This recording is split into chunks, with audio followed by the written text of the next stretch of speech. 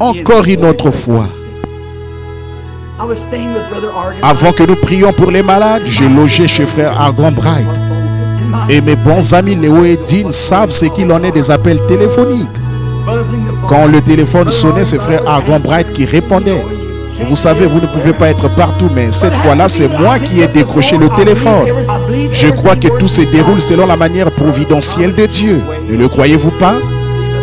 Je crois que c'est pour ça que la jeune femme est ici. Je crois que c'est pour ça que vous êtes tous ici. Je crois que c'est pour ça que je suis ici. Qu'on s'est rencontrés pour la gloire de Dieu, c'est pour une raison. Pourquoi sommes-nous venus sur des routes verglacées pour être ici ce matin? J'ai donc décroché le téléphone parce que frère Argon Bright n'était pas dans la pièce. La personne a dit, j'aimerais parler à frère Branham. J'ai dit, je suis frère Branham. Il était de langue espagnole. Il a dit, monsieur, je sais qu'il est presque déraisonnable de ma part de poser la question que je vais vous poser. Il a dit, je peux imaginer combien de gens vous sollicitent et tout. Mais il a dit, je suis missionnaire au Mexique. Et il a dit, depuis que je suis de retour, je vis ici à la Crescenta.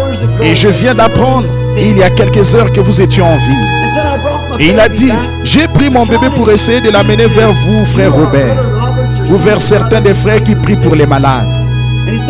Et il a dit, vu que c'est mon bébé, je suppose que ma foi était un peu faible. Il a dit, mon bébé n'a pas encore 4 mois et il se meurt du cancer. Alors, quelque chose m'a dit, va vers ce bébé. Eh bien, j'ai dit, monsieur, je vais chercher frère Argon Bright et dites-lui où se trouve le bébé, je vous rejoindrai.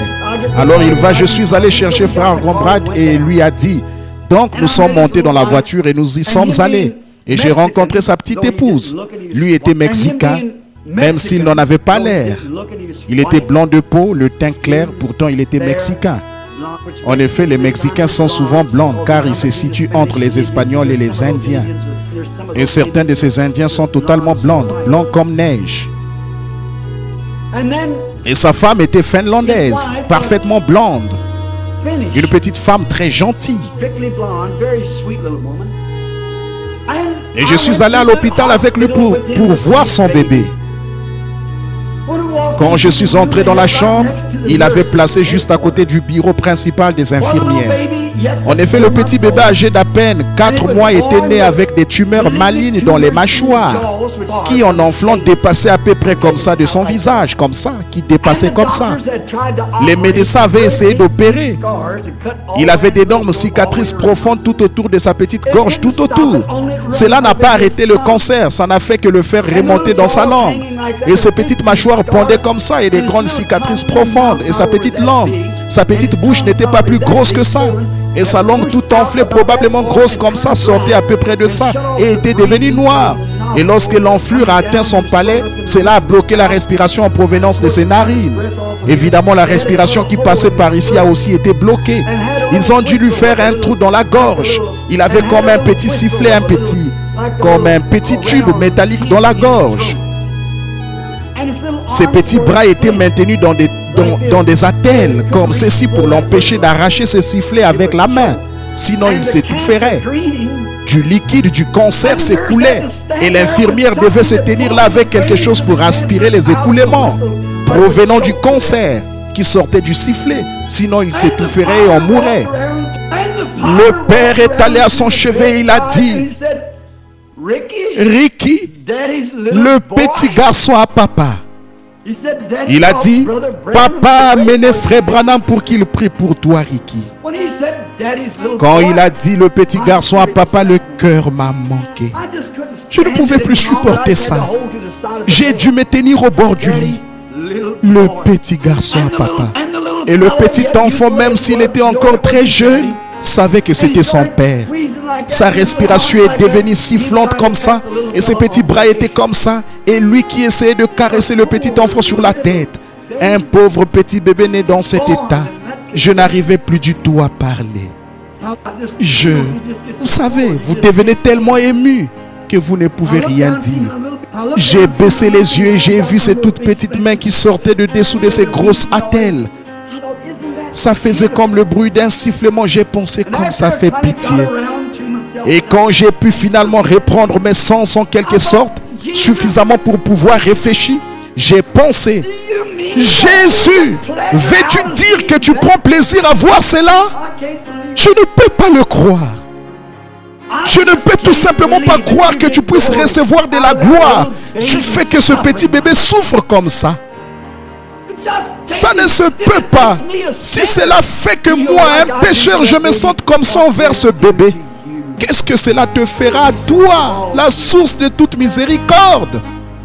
Qu'est-ce que cela doit te faire? Je n'avais encore rien dit. Il essayait de jouer avec lui pour le calmer.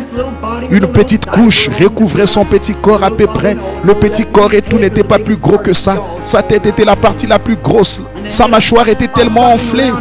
Ils avaient mis quelque chose autour de la tête pour empêcher sa petite tête d'éclater.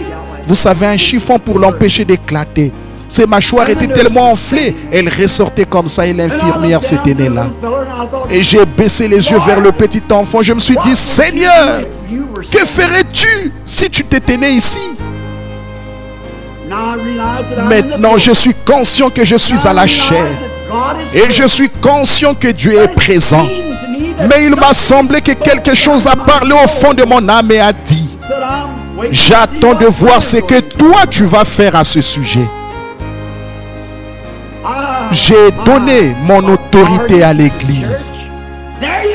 Là, vous revenez encore à... Dites à cette montagne. J'ai donné mon autorité à l'église. Et j'attends de voir ce que toi, tu vas faire.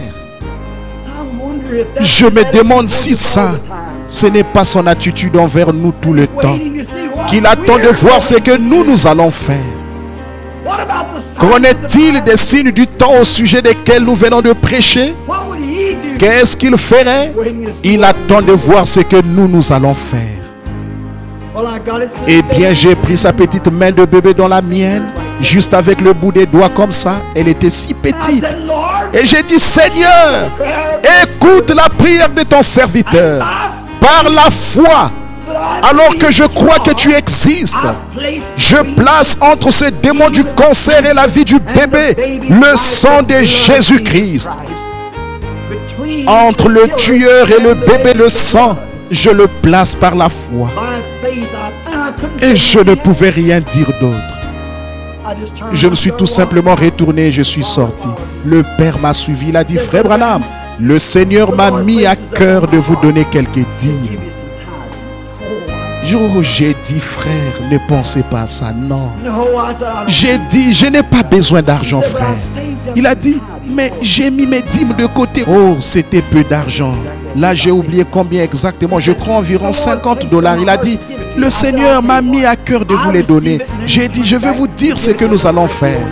Je vais les accepter, puis vous les retourner et vous donner-les au petit Ricky qui est là pour aider à payer sa facture d'hôpital. En effet, vous êtes prédicateur. Je sais ce que l'argent veut dire. Et vous êtes missionnaire. Et je sais qu'il faut de l'argent. Et vous avez une famille et toutes ces factures de médecins.